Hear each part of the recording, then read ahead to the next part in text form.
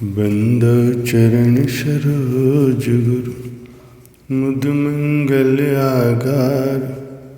जय सेवत नर होते हैं भव सागर से पार। गुरु जी की सिमरन मात्र से नाशत विघ्न अनंत। तासे सर्व आरंभ में धावत हैं सब संत। तासे सर्व आरंभ में धावत हैं सब संत। सौभाग्यशाली गुरुमुख सज्जन मंडली, अपने नेत्रों के सम्मुख विराजमान श्री श्री 108 श्री सतगुरुदाता दयाल जी महाराज जी के दिव्य सुंदर दर्शनों को अपने हृदय मंदिर में बसाते हुए मीठे व ऊंचे स्वर में मिलकर बोलो जयकारा बोल मेरे श्री गुरु महाराज की जय। सौभाग्यशाली गुरु को श्री परमहंस अद्वैत मत के महान प्रवर्तक परम आराध्य प्रातः स्मरणीय जगत वंदनी श्री श्री 108 श्री परमहंस दयाल जी श्री प्रथम पातशाही जी महाराज जी के समय की बात है कि एक दिन एक प्रेमी आपके श्री चरणों में उपस्थित हुआ। उसने एक पुस्तक विचार माला पढ़ी थी, अतएव उसने जीव और ब्रह्म के विषय में कुछ प्रश्न किए। श्री परमहंस दयाल जी ने उसको 20 तरह से उलटफेर करके समझाया और प्रत्येक उत्तर ऐसा था जिसको प्रश्नकर्ता ने स्वीकार किया। उस समय आपने फरमाया कि भजन करना है तो सीधी तरह से करो, जो युक्ति पसंद हो उसे अपना लो और उस पर आचरण करो। ऐसा करने से सभी समस्याएं अपने आप सुलझ जाएंगी। और यदि केवल ज्ञान के गुलगुले ही तलने हैं तो जीवन भर इसी प्रकार से सिर खपाते रहो, हाथ पल्ले कुछ नहीं पड़ेगा।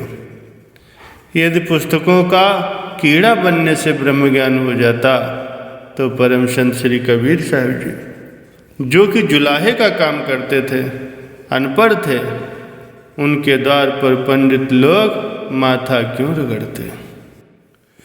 अनेकों पुस्तकें और ग्रंथ पढ़ने से तो एक प्रकार का अहंकार हो जाता है कि हमने इतना ज्ञान प्राप्त कर लिया है और ऐसी जानकारी एकत्र कर ली है कि अब हमको किसी से पूछने की कोई आवश्यकता ही नहीं रही। किंतु वास्तव में उनके हाथ पल्ले कुछ नहीं पड़ता। ज्ञान और आचरण में धरती आकाश का अंतर है। महापुरुषों का कथन है कि ज्ञान चाहे कम हो, आचरण अधिक होना चाहिए। इससे मनुष्य एक दिन परमार्थ के भेदों से अभिज्ञ हो जाएगा। आम संसार की रीति यह है कि आचरण चाहे हो न हो, परंतु ज्ञान अवश्य होना चाहिए। किंतु बिना आचरण के ज्ञान का अर्थात शास्त्र और ग्रंथों को रट लेने का क्या लाभ। फकीरों का कथन है कि कोई कितना ही ज्ञान प्राप्त कर ले, यदि उस पर आचरण नहीं करता तो वह अज्ञानी ही है, क्योंकि उसका सब ज्ञान इस प्रकार से व्यर्थ हो जाता है कि जैसे किसी पशु पर कुछ पुस्तकें लाद दी जाए तो उसको कोई भी लाभ नहीं होता। इससे न तो उसकी पशु की बुद्धि विकसित होती है, न ही समझ और न ही वास्तविकता का ज्ञान होता है। क्योंकि उस बेचारे जीव को तो इतना भी ज्ञान नहीं होता कि उसकी पीठ पर लकड़ियां लदी हुई हैं या ग्रंथ।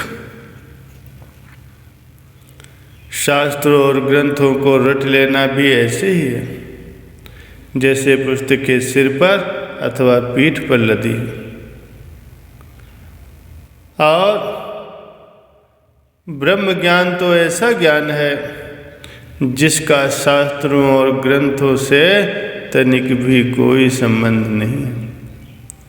श्री कबीर साहब तो अपना नाम तक लिखना नहीं जानते थे, लेकिन ऐसा अनुभव था कि संपूर्ण सृष्टि का हाल उनके सम्मुख प्रकट था।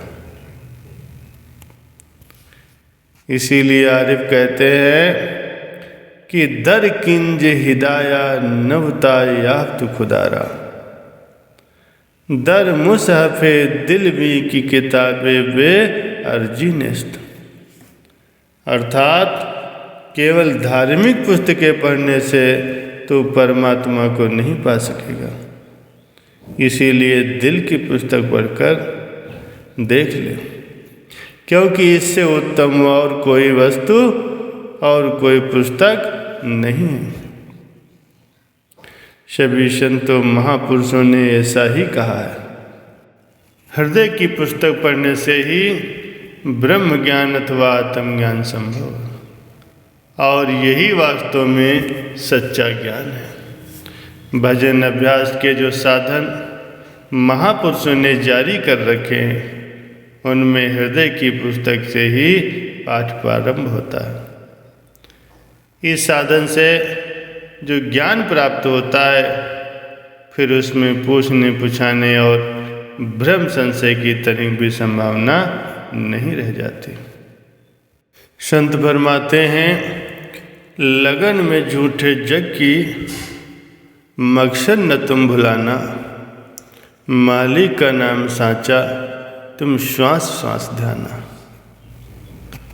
आए संत रूप भगवन मोह नींद से जगाने, दे करके नाम का धन तुमको धनी बनाने। अवसर मिला सुनहरी भागों से तुमको प्यारे, कर इसमें नाम सिमरन कहते हैं संत सारे।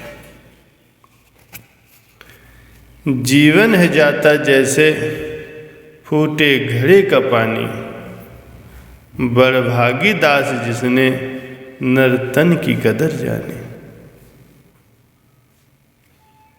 श्री कृष्ण जी महाराज अर्जुन के प्रति फरमाते हैं, अहले दानिश रिश्ता एक खौफ व तमन्ना छोड़कर, जिंदगी में है फिरोकस मंजिले जावेद पर।